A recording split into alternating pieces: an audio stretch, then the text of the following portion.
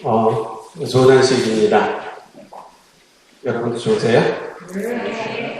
네. 네, 좋으시면 그 좋으신 기운으로 옆에 분들하고 아주 좋은 안식일 인사를 좀 함께 나눠주시겠습니까?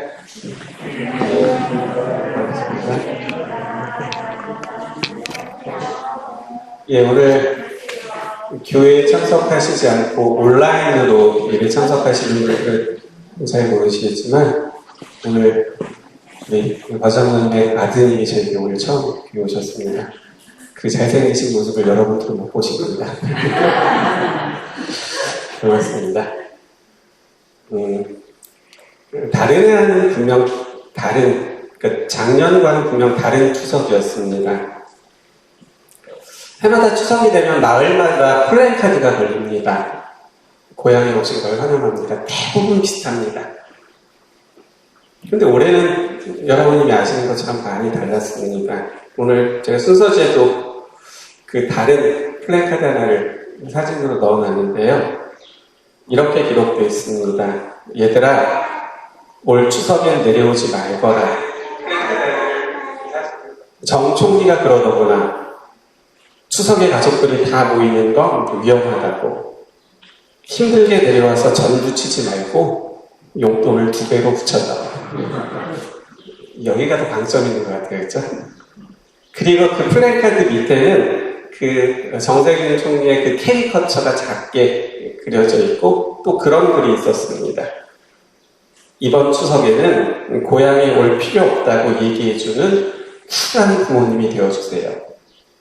이런 플래카드들이 붙였습니다.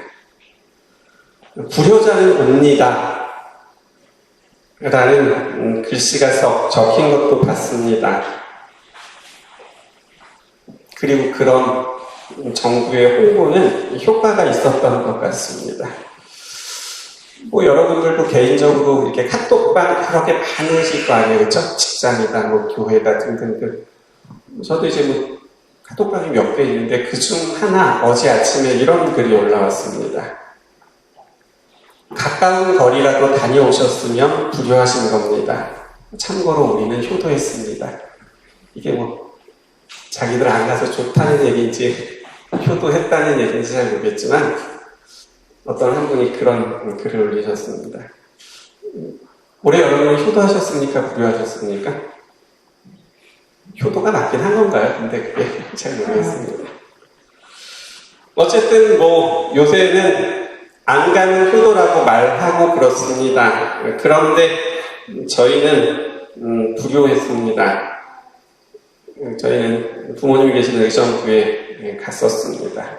그리고 아침을 먹고 이제 저희 집에 텔레비전이 없잖아요. 그래서 이제 아주 오랜만에 이제 밥을 먹고는 텔레비전 리모컨을 제가 자꾸 텔레비전을 다 켰습니다. 그랬더니 한 프로그램에서 달라진 추석의 모습을 소개하고 있었습니다. 요양원에 계시는 나이 많은 할머니 한 분이 이제 화면에 이렇게 나오시는 겁니다. 얼핏 봐도 90은 넘으셨을 정도의 아주 연세 많으신 할머니셨습니다. 그리고 그 할머니 곁에는 도와주시는 요양보호사 한 분이 계셨습니다. 그 요양보호사 한 분이 이제 모니터 화면을 이렇게 보여주는 겁니다. 그리고 그 화면 속에 누가 나올까요? 자녀들이 나옵니다. 자녀들이 쭈르륵 넷이 섰습니다. 그리고는 평소에 어머니가 좋아하시던 노래를 부르는 겁니다. 그 자녀들이 어머니가 한 90세 정도 되셨으니까 자녀분들의 나이가 얼마쯤 됐을까요? 얼핏 봐도 제가 봐도 적어도 한 60쯤은 되시는 것 같은 그런 나이 있으신 자녀들이 쭉 넷이 서서는 어머니 위해서 노래를 부르는 겁니다. 그리고 어머니는 그 모습을 봅니다. 노래가 다 끝나고 난 다음에 이제 큰아들부터 들어가면서 엄마에게 한마디씩 합니다. 어머니, 코로나 때문에 찾아뵙지 못해서 죄송해요. 이제 그런 인사죠. 첫째, 둘째, 셋째, 넷째 다 그렇게 인사를 합니다. 그리고 나이 많으신 어머니가 그 아들들의 모습을 봅니다. 그리고는 이렇게 눈물을 흘리시면서 혼잣말로 이런 말씀을 하십니다. 그래도 보고 싶다. 라는 겁니다.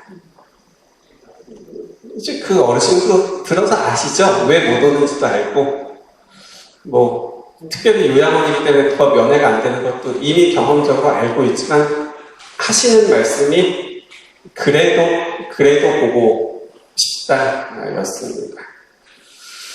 그 모습을 제가 화면을 통해서 이렇게 보면서 생각났던 한 이야기가 있었습니다. 그것은 아주 오래전 일이었는데요. 그 순간포착 세상에 이런 일이라는 프로그램이 지금도 있는지 모르겠는데 예전에는 있었습니다. 근데 제가 기억나는 사건은 무엇이었냐면 전라도 광주에 사는 한 어머니의 사연이었습니다. 그래서 제가 그저께 저녁에 찾아봤습니다. 한 20년 전 사건을 이렇게 찾을 수 있을까 해가지고 찾아봤더니 한 2시간 찾으니까 나오더라고요. 그래서 찾았습니다. 전라도 광주에 사는 한 어머니의 사연이었습니다. 그 어머니의 사연은 밤마다 무덤을 찾는 어머니라는 제목으로 소개되었습니다. 내용은 이렇습니다. 전라도 광주에 사는 한 아주머니가 밤이면 공동묘지를 홀로 찾아갔다. 이유는 눈에 넣어도 아프지 않을 만큼 예쁜 딸을 불의의 사고로 잊지 못하고 있기 때문이다. 당시 딸인 상미 씨는 22살, 정말 꽃다운 나이가 아닐 수 없다. 막내딸인 상미 씨는 1999년 교통사고로 숨졌고 어머니는 그 후 방송이 나가던 날까지 무려 5년 동안 매일 딸의 무덤을 찾아간 것이다. 5년의 세월이 지났어도 딸의 죽음이 믿겨지지 않았고 행여 딸이 살아오지 않을까 하는 마음에서 왕복 3시간이나 걸리는 곳을 매일같이 찾았던 것이다. 딸이 읽던 잡지를 다달이 들고 가 읽어주고, 이게 월간지가 나오면 10월이 되면 책이 바뀌잖아요. 바뀐 책을 또 갖고 가서 매일같이 읽어주는 겁니다. 겨울이면 찬바람 불까, 그래서 추울까 손수 바람막이를 해주고, 비가 오는 날이면 그 무덤에 이렇게 딸이 누워있으면 그 머리 쪽에 같이 가서 우산을 같이 받쳐 쓰고 앉아있는 모습은 보는 이들을 울컥하게 만들었다. 특히 시청자들을 더 울컥하게 만들었던 것은 딸 상미의 방이 사고가 난 날 이후에도 그대로 보존되고 있는 것이었다. 엄마는 혹시라도 잘못해서 딸의 물건을 제자리에서 옮겨 놓을까봐 혹시라도 딸의 옷을 빨아 딸의 흔적을 지우게 될까봐 하지 말아야 될 금기 사항들을 메모지에 적어두면서 딸 상미가 자기의 방을 떠났던 그날의 모습을 그대로 간직하고 있었다. 여러분, 어떤 이야기인지 이해가 되시죠? 다른 사람들은 쓸데없는 짓 한다며 핀잔을 준다. 가족들도 마찬가지입니다. 그렇게 한다고 죽은 딸이 살아서 돌아오겠냐면서 한 소리씩 한다. 그렇지 않겠습니까? 그렇죠? 이제 그렇게 딸이 죽고 나서 이제 한 일주일, 한 달, 길게 한 1년쯤은 괜찮은데 그 이상 하는 모습들을 이렇게 보기 싫은 거죠. 그래서 한마디씩 하는 겁니다. 그렇다고 살아서 오는 것도 아닌데 왜 그러냐고 이렇게 한마디씩 하는 거죠. 그래도 딸의 방은 아무도 손을 못 댄다. 엄마에게도 딸이 떠난 상미의 방이 분명 가슴 아픈 방이지만 그래도 엄마는 딸의 흔적을 더 기억할 수 있는 그 방을 그날도 지키고 있었던 것이다. 딸의 흔적이 남아있는 그 빈 방을 말했다. 이제 그런 이야기였습니다. 딸의 흔적을 더 기억할 수 있는 그 방을, 딸의 흔적이 남아있는 그 방을 여전히 가장 소중하게 지키고 있었던 것이죠. 그런데 여러분, 그거 아세요? 이 상미 엄마에게 그런 딸의 방이 있었던 것처럼 하나님에게도 그런 빈 방이 있다는 것을 말이죠. 떠나버린 자식이 벌써 오랫동안 돌아오고 있지 않지만 하나님께도 여전히 지키시면서 바라만 보고 계시는 빈 방이 있다는 걸 여러분 알고 계십니까? 이것이 오늘 말씀의 제목입니다. 오늘도 바라보시는 빈 방입니다. 그냥 내가 방이 반인데 그 중에 창고로 쓰는 그런 방 하나가 아니고요. 어떤 방이에요? 이 상미의 엄마가 그 막내딸을 더 기억하고 싶어서 그 물건 하나도 옮기지 못하고 걸려있는 옷, 그 채취가 사라질까봐 빨지도 못하는 그 방이 우리 하나님께도 있다는 것이죠. 어떤 방일까요? 이제 오늘은 그 방을 성경을 통해서 좀 찾아보려고 합니다. 먼저 보실 말씀은 창세기 2장 8절입니다. 창세기 2장 8절입니다.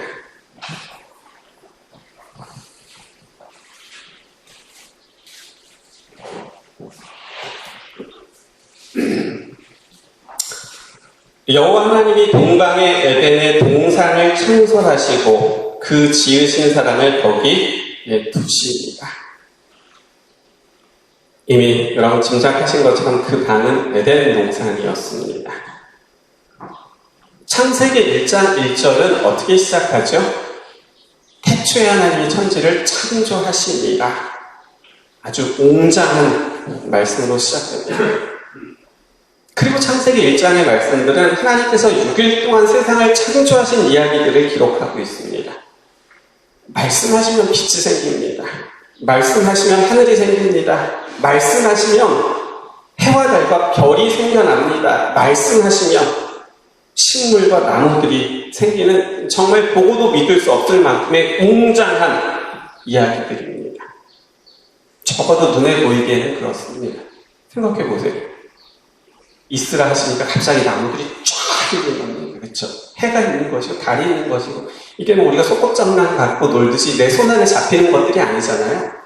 막 산이 생겨나는 겁니다. 바다가 생겨나는 겁니다. 고래가 생겨나는데 막 한 마리 생겨나겠습니까? 그렇죠? 막 수천 수만 마리의 고래들이 생겨나는 엄청난 스케일이 큰 웅장한 이야기들이 있죠. 그러면요, 그런 것들을 하루하루 만드시고 창조하셨던 하나님의 마음은 어떠셨을까요?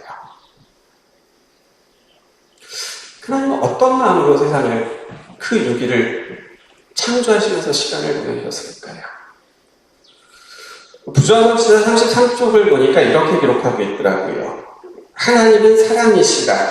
그분의 본성과 그분의 율법은 사랑이다. 지금 읽어드린 말씀은 부조화 선지자의 제일 첫 번째 나오는 말씀입니다. 부조화 선지자는 어떤 책이죠? 창세기. 그러니까 말씀, 성경에 나오는 첫 번째 책을 설명해주는 그 첫 번째 문장이 이런 겁니다. 그래서 창세기 1장을 설명하는 이 말씀은 하나님은 사랑이시고 본성과 율법도 사랑이라고 설명하고 있는 거죠. 그렇기 때문에 우리는 창세기 1장을 딱딱한 어조가 아니라 정말 스케일이 크고 뭔가 말씀하시면 막 상상하지 못하는 것들이 막 쏟아져 나오는 그런 외적인 모습이 보이는 것이 맞지만, 그렇지만 우리가 기억할 것은 이 창세기 1장을 우리는 아주 사랑이 많으신 하나님의 그 마음으로 볼 수 있어야 된다는 거죠. 이게 무슨 말일까요? 1장 2절을 좀 보세요. 창세기 1장 2절이요. 이 말씀은 같이 읽겠습니다. 제가 늘 자주 하는 것 중에 하나가 같이 읽는 말씀 가운데는 아주 우리가 주목해야 될 단어 하나가 있을 때 같이 읽습니다. 여러분 그런 경험들 많으시죠? 예, 창세기 1장을 같이 읽습니다. 읽으시면서 아, 목사님이 요거 얘기하시겠구나 라고 생각하실 만한 것을 한번 좀 찾아보시기 바랍니다. 네, 같이 읽습니다. 1장 2절입니다. 시작. 땅이 혼돈하고 공허하며 흑암이 깊음 위에 있고 하나님의 영은 수면 위에 운행하시니라. 읽기 전에 말씀드렸습니다. 창조되기 이전 지구의 모습을 설명하고 있습니다. 그리고 이 말씀 가운데서 하나의 단어를 우리는 좀 주목하고 싶다라고도 말씀을 드렸습니다. 이제 묻습니다. 뭘까요?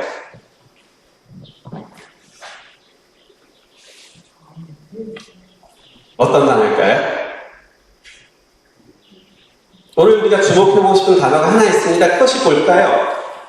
그것은 운행하시니라는 말입니다. 무슨 뜻일까요? 운행하시니라. 여러분 이 말씀을 어떻게 이해하고 읽으셨습니까? 창세기 1장은 우리가 제일 많이 읽는 거 아니에요? 그쵸? 성경을 1월 1일 되면 일단 창세기 1장 있잖아요. 중간에 또 한참 쉬다가 나게 또 다시 이거에서 또 피는 게 창세기 1장이니까 이건 뭐 여러 번 읽은 말씀입니다. 여러분 읽으실 때마다 어떻게 읽으셨습니까? 무슨 뜻일까요? 이게 무슨 뜻이냐면요. 원래 뜻은 알을 품다는 뜻입니다. 알을 품다.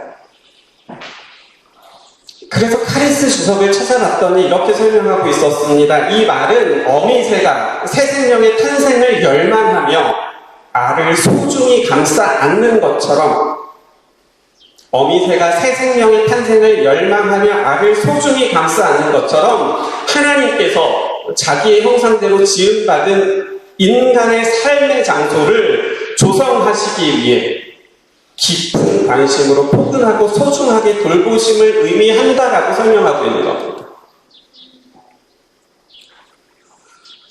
그렇기 때문에 창세기 1장은 빛이 생겨나고 하늘이 생겨나고 해와 달과 별이 생겨나는 웅장한 모습을 보여주고 있는 것이 맞지만 사실은 새 생명의 탄생을 열망하며 알을 소중히 감싸 안고 있는 어미새의 그 모습이 왜 우리가 생각할 수 있잖아요. 이제 막 태어나려고 하는 그 새끼, 그 알을 이렇게 품고 있는 그 어미새의 모습이 꼭 하나님의 모습이라고 설명하고 있는 겁니다. 그래서 창세기 1장 2절은 하나님은 이제 막 깨어날 그 알을 소중하고 또 조심스럽게 감싸 안는 어미새처럼 창조되기 이전에 그 지구를 그렇게 소중하고 조심스럽게 감싸 안으셨다고 설명하고 있는 것이죠. 왜요? 이제 곧 누가 태어날 것이기 때문에 아담과 하와가 며칠 후면 5일 후면 태어날 것이기 때문에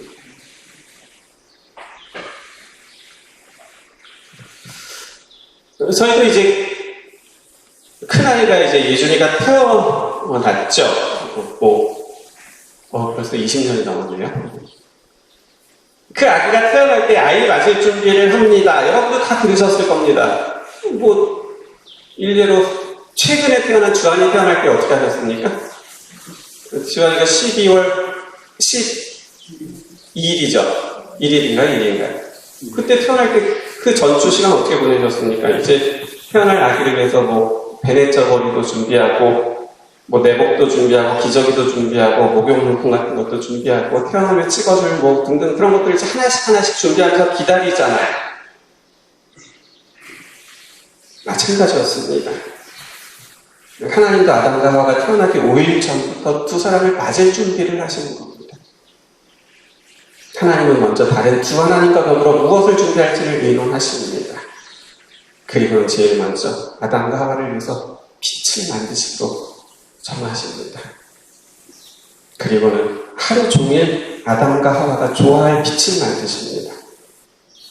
이렇게도 만들어보시고 저렇게도 만들어보시고 조금 더 밝게도 해보시고 조금 더 약하게도 해보시고 좀 어둡게도 해보시고 저녁 때까지 그렇게 하십니다.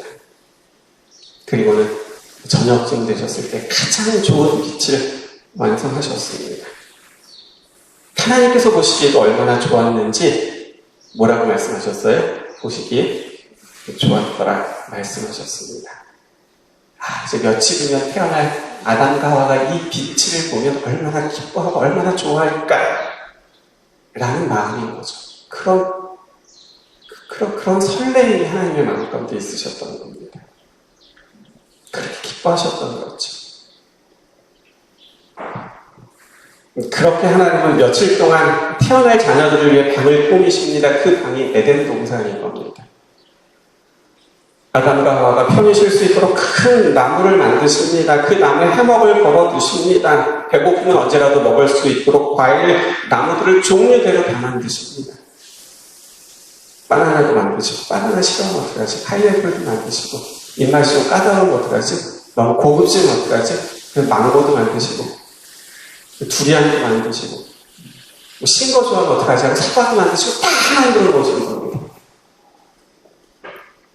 하나씩 하나씩 만들다 보니까 계속해서 더 늘어나는 겁니다. 그래서 각기 종류대로 다 만드신 겁니다. 그렇게 능력이 많으신 하나님께서 하루는 하루 종일 쭈그려 앉으십니다. 그리고 손에 흙을 묻혀가시면서 이렇게도 저렇게 또 만드십니다. 뭘 만드시는 거예요? 사람이 태어나면 외로울 거 장난감을 만드시는 거죠. 그냥 동물들을 만드시는 겁니다. 동물들도 그냥 말씀으로 있어나면 되실 수 있잖아요. 근데 그렇게 하지 않으셨습니다. 내 새끼 장난감이니까 내가 만들어주는 겁니다. 내 새끼가 먹을 이유식이니까 사서 주기보다는 내 손으로 만드는 거면, 그렇기 때문에 나한테 쭈그리고 앉으셔가지고 손에 흙 묻히시면서 이게 다 빚으시는 겁니다. 하나씩 하나씩.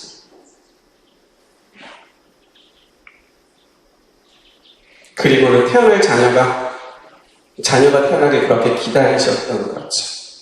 그렇기 때문에 여러분, 에덴 동산은요, 갓 태어날 아기를 위해서 부모가 방을 꾸미듯이 하나님께서 아담과 하와를 위해서 준비하신 그런 방이었다는 겁니다. 그런데 어떻게 됐죠? 3장 보세요. 23절이요.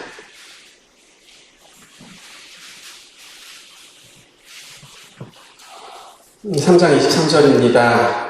여호와 하나님이 에덴 동산에서 그를 보내십니다. 아담과 하와가 에덴 동산을 떠나게 됩니다. 떠나게 되는 일은 좋은 일로 떠날 수도 있습니다. 그렇죠?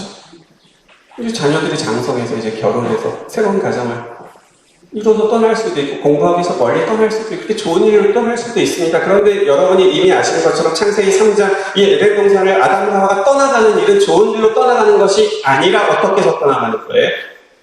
죄 짓고 죽게 되어서 떠나가게 된 것이죠.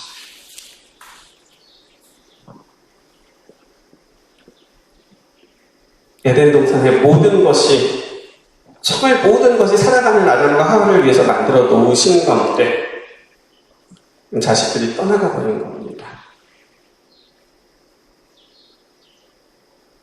좋은 일로 떠나간 것이 아니라 죄를 지어서 타락해서 죽게 되어 떠나가게 된 거죠.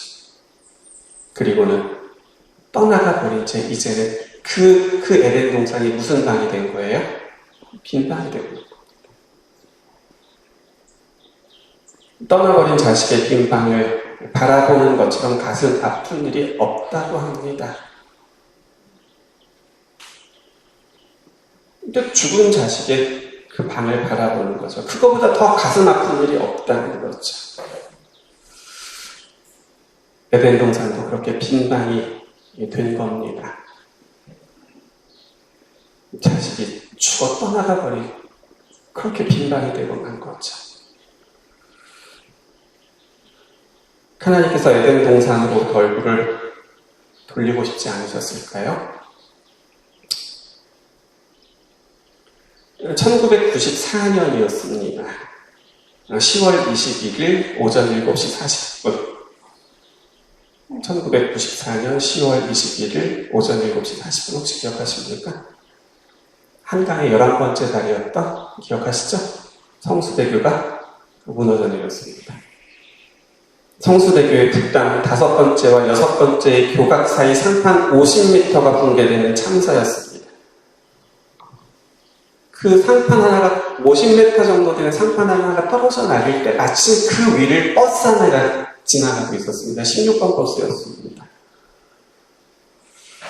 버스만 있었던 것이 아니라 6대의 차량이 있었고 6대 차량이 다 같이 이제 한강으로 떨어지게 됐죠. 그리고 그 16번 버스 안에 타고 있었던 여고생들이 많이 죽었습니다. 무학여고 여고생들 32명의 목숨을 잃었습니다.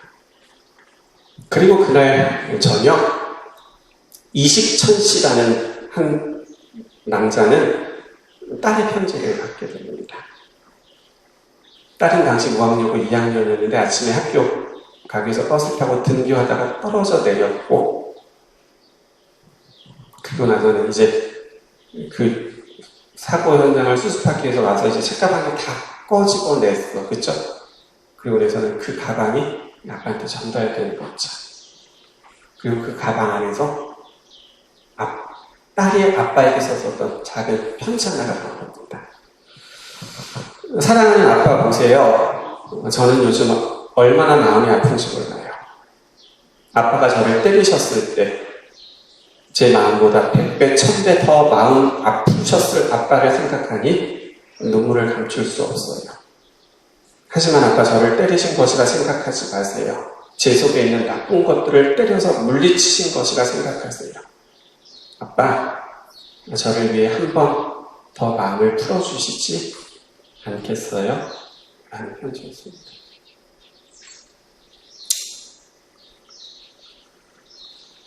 뭐 이런저런 잘못한 일로 인해서 이제 아빠에게 매를 맞은 뒤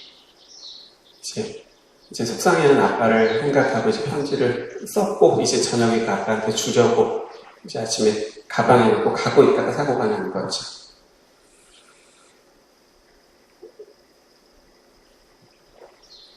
눈물로 쓴 편지가 거의 접혀 있었습니다. 딸을 잃은 후 자책할 아빠를 안쓰러워하듯이 편지는 아빠, 오늘도 화이팅 하세요. 94년 10월 20일 그 전날 쓴 거네요. 아빠를 사랑하는 연수가 드려요. 라고 끝을 내셨습니다. 아빠는 딸아이의 그 가방을 가슴에 안고 울었다고 합니다. 그리고 그 기사를 보도했던 기자가 10년 뒤에 그분을 다시 찾아갔습니다.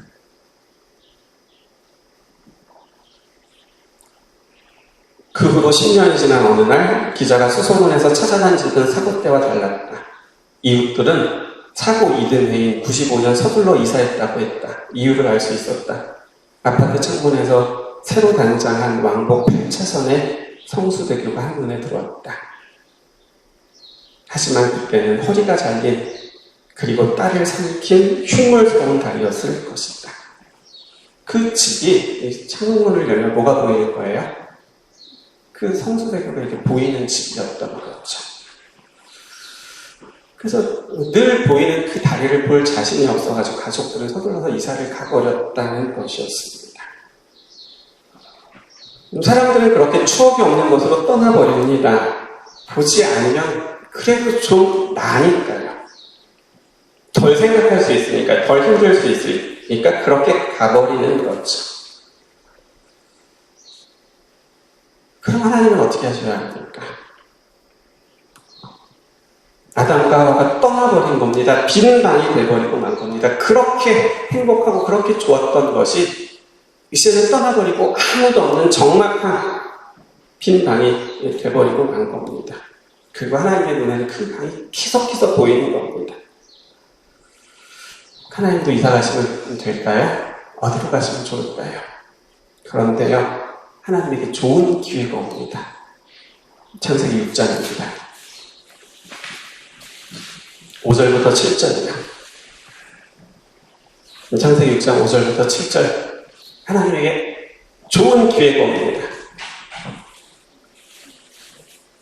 같이 읽겠습니다.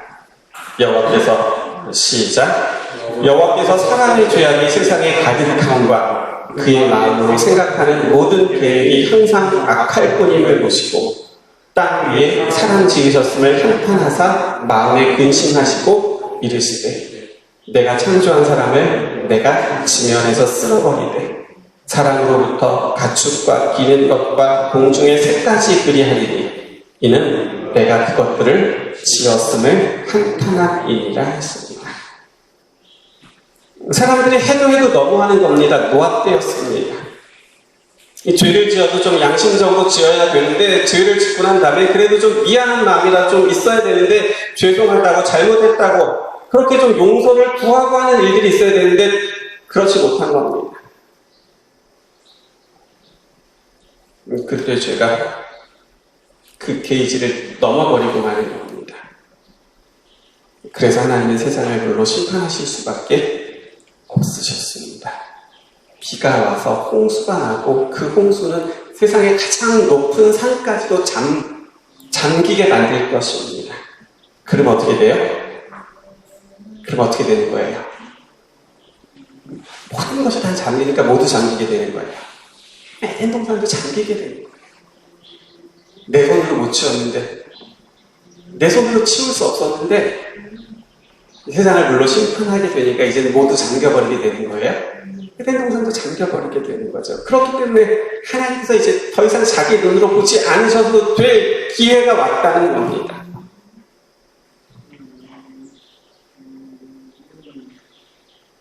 아담과 하와가 떠나버린 다음에 아무도 찾아오지 않는 그곳, 텅 비어버린 그곳, 더 이상 그래서 보기 싫고 정이 가지 않는 그곳을 없애버릴 기회가 하나님에게 온 것이죠.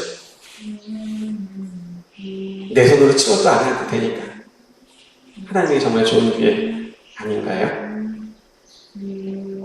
그런데 하나님은요, 우리 생각대로 하지 않으십니다. 어떻게 하시죠? 부조한 헌지자 61쪽입니다. 읽어드릴게요.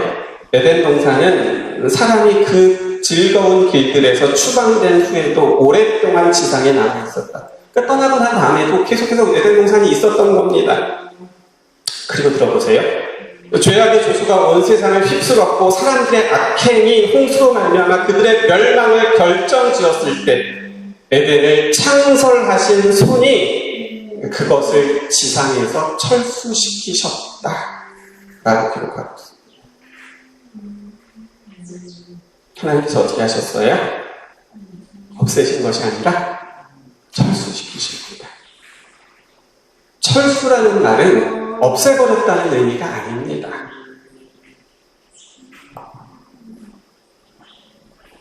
오히려 하나님은 에덴 동산을 어떻게 하셨어요? 옮기신 겁니다. 어디로 옮기셨어요? 하늘로 옮기셨어요. 왜 그렇게 하셨을까요?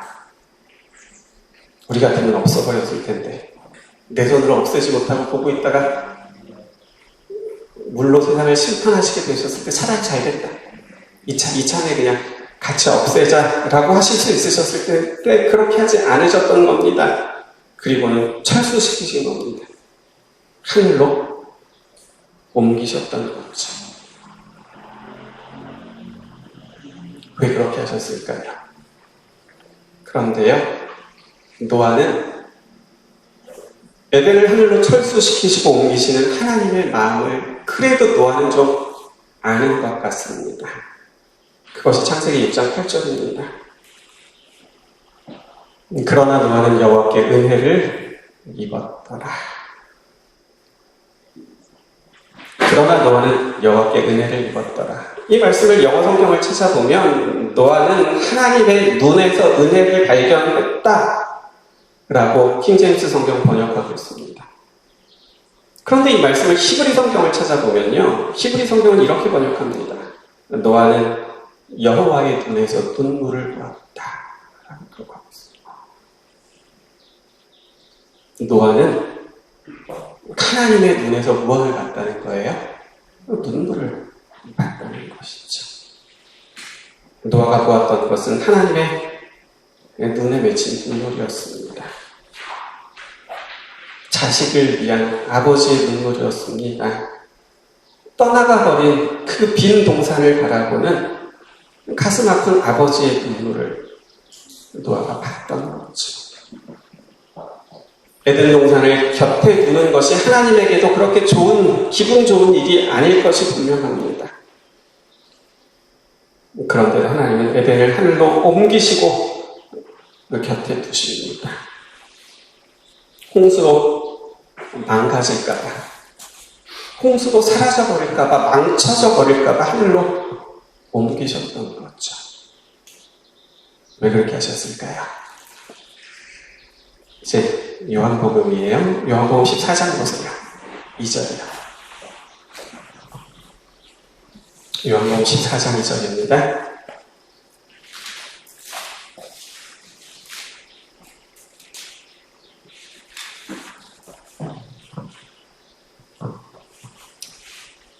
내 아버지 집에 거할 곳이 많도다. 그렇지 않으면 너에게 일렀으리라. 내가 너희를 위하여 거처를 예비하러 가니.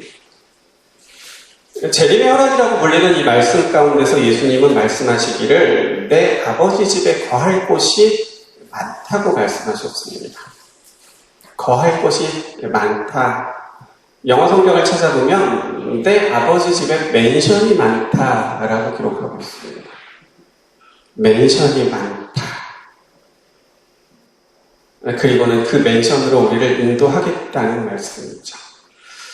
우리 맨션 압니다. 맨션 하면 이제 우리가 떠오르는 것들이 있습니다. 그렇죠? 빌라, 연립, 그런 데 보면 무슨 맨션 이렇게 써놓습니다. 근데 우리는 그렇게 맨션이라는 단어를 사용하고 있지만 그것은 맨션의 진정한 의미가 아니랍니다. 이 맨션의 본래 의미는 거대한 저택을 의미한다고 합니다. 중세시대 성주들이 거하던 곳을 맨션이라고 했답니다.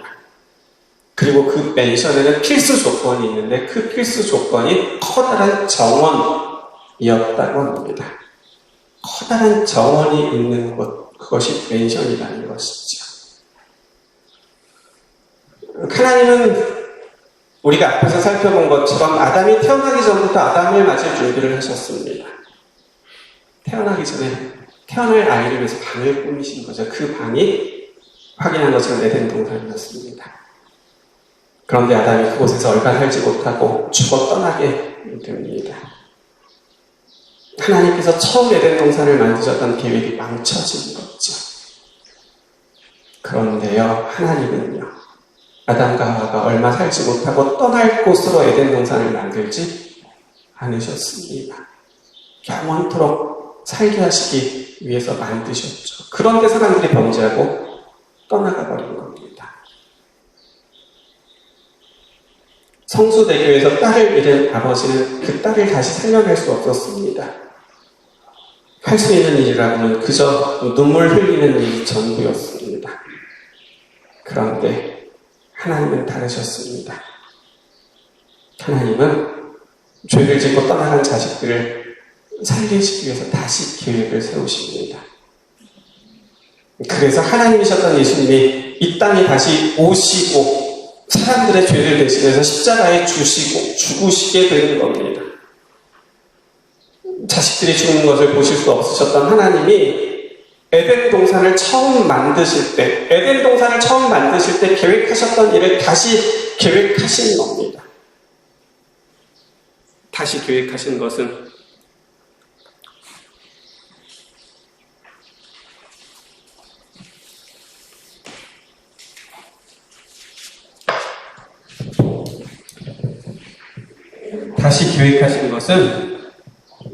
예수님께서 대신 죽으심으로 살리신 사람들이 다시 에덴에서 살게 하시는 것이었습니다. 그렇기 때문에 이 땅에 오셨던 예수님께서는 자신의 그 사명이 사람들을 다시 하나님께서 에덴 동산에서 살게 하셨던 그때로 다시 돌이키시는 것이기 때문에 그래서 이 땅에 오셨던 예수님은 자신의 계획을 기억하시기 위하여 그분은 틈나는 대로 어디를 가셨냐면 겟세마네 동산으로 가셨습니다. 저들에게 그 땅을 다시 회복시켜주는 것이 자신의 사명이라는 것을 기억하시기 위함이었던 것이죠. 그래서 루케이도라는 아주 유명한 설교가는 성경의 이야기를 두 동산의 이야기라고 설명하고 있습니다. 성경의 이야기는 두 동산의 이야기라는 겁니다. 에덴 동산과 겟세마네 동산이 그 두 동산입니다. 에덴 동산에서 아담은 넘어졌습니다. 그러나 겟세마네 동산에서 예수님은 일어나셨습니다. 아버지, 이 잔이 내게서 지나가지 않고는 지나가기를 원합니다. 정말 내게서 지나가기를 원합니다. 그러나 제가 꼭 해야 된다면 제가 하겠습니다라고 그렇게 3번이나 기도하시고 일어서셨던 겁니다. 에덴 동산에서는 하나님이 아담을 찾으셨습니다. 그러나 겟세마네 동산에서는 예수님이 하나님을 찾으셨습니다.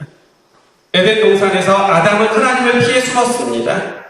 겟세마네 동산에서 예수님은 하나님의 모든 것을 맡기셨습니다. 에덴 동산에서 사탄은 죽음을 가져올 나무가 있는 곳으로 아담을 끌고 갑니다. 그러나 겟세마네 동산에서는 예수님께서 우리를 생명으로 인도하시기 위하여 나무가 있는 곳으로 그분께서 걸어가십니다. 그 나무가 십자가였습니다.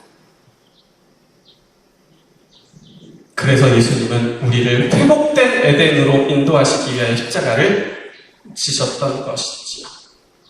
부조선지자 62쪽입니다. 에덴을 창설하신 손이 그것을 철수시켰다. 그러나 새 하늘과 새 땅이 있게 될 마지막 회복의 때에 새 하늘과 새 땅이 있게 될 마지막 회복의 때에 에덴은 태초 때보다 더 영광스럽게 단장되어 회복될 것이다 라고 기록하고 있습니다. 읽어드린 말씀 가운데 귀에 쏙 들어오는 말씀이 있습니다. 태초 때보다 더 영광스럽게 못 된다는 거예요. 단장된다는 겁니다. 그래서 하나님께서 에덴 동산을 하늘로 옮기신 겁니다. 더 영광스럽게 더 단장하시기 위해서, 그리고 더 영광스럽게 단장된 그곳에서 자녀들을 기다리시기 위해서 말이죠. 구원받아 사람들이 그곳에 올 것을 보시는 겁니다. 그렇기 때문에 하나님은 아픈 추억이 있는 장소임에도 불구하고 에덴을 보이지 않는 곳으로 치우신 것이 아니라 오히려 올리셔서 하나님 곁에 두시고는 에덴 동산을 위해서 6일을 일하셨던 그분이 더 단장하시기 위하여 무려 6,000년 가까운 세월을 단장하고 계시는 것이지요. 그렇게 하시는 이유는 돌아올 자녀들을 위해서 하시는 겁니다. 정말 돌아올까요? 대제기 648쪽입니다. 아담은 자기 손으로 전정한 포도나무들과 한때 사랑하여 재배하던 화초들을 본다. 아담은 그것이 분명 옛날 것과 같은 것을 깨닫고 정말로 회복된 에덴임을 알게 되며 자기가 쫓겨날 때보다 그것이 더욱 아름답게 된 것을 보게 된다라고 기록하고 있습니다. 여러분, 이 말씀은 어떤 말씀이죠? 대제기 맨 마지막에 나오는 말씀입니다. 예수님 재림 이후에 나오는 말씀입니다. 예수님께서 이 땅에 다시 재림하실 때 죽은 사람들이 일어나게 될 것이잖아요. 우리가 그것을 믿잖아요. 그 가운데 누가 있게 되는 거예요? 아담이 있게 되는 거예요. 그리고 아담이 그렇게 부활해서 하늘에 가게 돼서 뭘 보게 되는 거예요? 에덴을 보게 되는 겁니다. 쫓겨났던 아담이 그 에덴으로 다시 돌아가게 되는 것이죠. 그리고 아담이 자기가 잘났던, 전정했던, 재배했던, 만졌던, 가꿨던 그 나무들과 그 화초들을 보게 된다는 겁니다. 정말 내가 있었던 그 에덴이 맞구나 확인하게 된다는 것이죠. 그런데 아담은 자기가 있을 때보다 훨씬 더 좋아진 에덴의 모습을 확인하게 될 것이다라는 말씀인 것이지요. 우리가 앞에서 살펴본 것처럼 에덴 동산은 하나님에게 아픔일 수밖에 없습니다. 그럴 수밖에 없잖아요. 자식을 잃은 곳이니까요. 볼 때마다 잃어버린 자식이 생각나게 하는 그런 아픔이 있는 곳이 하나님에게 에덴 동산이었습니다. 그렇지만 하나님은 그 에덴을 없애버리지 않으셨습니다. 오히려 홍수로 파괴될까봐 하늘로 옮기십니다. 그리고는 계속해서 그 에덴 동산을 더 영광스럽게 단장하셨던 거죠. 자식을 잃었던 아픈 곳이지만 죽은 자식을 위해 아무것도 할 수 없는 사람의 아버지가 아니라 죽은 자식을 위해 대신 죽으심으로 다시 살리실 수 있으셨던 하나님이셨기에 하나님은 잃었던 자식들이 돌아와서 다시 살 기획을 세우셨던 것이지요. 그래서 에덴 동산을 하늘로 옮기십니다. 잃었던 자식들이 다시 돌아올 때 더 좋은 선물로 주시기 위해서 옮기셨던 거죠. 그래서 하나님은 오늘도 당신의 손에 흙을 묻혀가시면서 더 단장하고 계심을 우리에게 보여주고 있는 겁니다. 딸을 잃은 아버지의 아픔은 회복될 수 없습니다. 그래서 딸을 잃은 아버지는 딸을 그리워하다가 그 아버지는 딸을 그리워하다가 2년 뒤에 죽었다고 합니다. 그런데 만약에 아버지가 죽기 전에 그 딸을 다시 만날 수 있었다면 아버지는 그렇게 죽지 않았을 겁니다. 왜냐하면 다시 만난 딸 때문에 아버지의 아픔이 회복되었을 것이기 때문이죠. 하나님의 아픔도 그렇게 회복될 것입니다. 하나님이시지만 하나님이시기 때문에 사람들보다 더 아파하십니다. 우리는 웬만한 일에는 아파하지 않을 만큼 죄에 익숙해 있지만 하나님은 죄를 알지도 못하시는 분이시기 때문에 그분은 더 아파하시는 것이죠. 그래서 사람들 때문에 날마다 더 아파하시는 겁니다. 그런데 그렇게 아파하시는 하나님의 아픔이 우리가 하늘에 갈 때, 그래서 다시 에덴 동산에서 살게 될 때 6,000년간 사람들 때문에 가슴 아프셨던 하나님의 아픔이 그때 회복된다는 사실을 여러분 꼭 기억하게 되시기를 간절히 바랍니다. 그래서 여러분 하늘에 꼭 가셔야 합니다. 여러분이 그곳에 오셔야 나 때문에 가슴 아파하시고 찢어지시고 터지셨던 그분의 가슴이 내가 와야만 그 가슴이 회복되기 때문에 그렇습니다. 나이가 많으신 할머니 추석인데도 오지 못하고 비대면으로 인사하는 아들과 딸들에게 오라는 말은 못하십니다. 그러면서 혼잣말로 하십니다. 그렇게 보고 싶다. 하나님은 오늘도 하늘로 올리셔서 더 단장된 에덴 동산을 바라보십니다. 너무 아름답지만 더 단장해서 더 영광스럽게 바뀌어지고 너무 좋지만 아직도 빈방인 그 에덴 동산을 바라보시면서 오늘 혼잣말로 말씀하시는 겁니다. 이제는 너희가 얼른 왔으면 좋겠다. 내가 보고 싶다. 말씀하십니다. 사랑하는 성도 여러분, 오늘도 그렇게 빈 방을 바라보시면서 조용하게 읊조리시는 하나님의 음성을 들을 수 있는 우리 모두가 되시기를 정말 간절히 바랍니다. 여러분이 오셔야 합니다. 다른 사람 다 가도 여러분이 오지 못하면 하나님의 뚫어져 버린 그 가슴이 튀어지지 않습니다. 내가 가야 합니다. 나를 기다리십니다. 여러분을 기다리십니다. 다른 누군가를 보고 싶어 하는 것이 아니라 하나님은 오늘 말씀하시기를 그래도 네가 보고 싶다고 말씀하시는 거죠. 그 음성을 오늘 주시는 말씀을 통하여 꼭 듣게 되시는 우리 모두가 되시기를 바라면서 말씀을 마치겠습니다.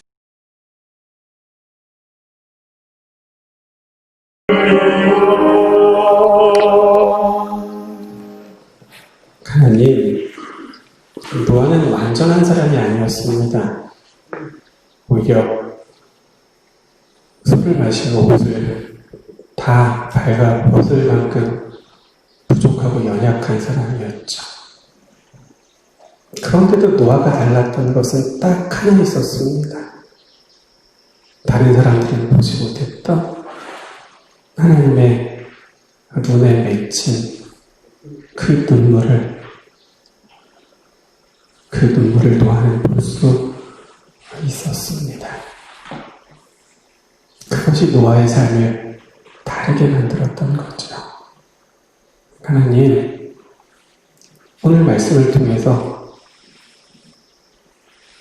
빈 방을 바라보시는 하나님의 모습을 우리에게 보여주십니다. 더욱 아름답고 영광스럽게 더 단장됐는데, 그런데 아직도 비어있는 그 방을 바라보시는 하나님의 모습을 오늘 우리에게 보여주시는 겁니다. 그리고는 혼자 말씀하시는 하나님의 음성을 우리에게 듣게 하십니다. 이제는 네가 좀 왔으면 좋겠구나.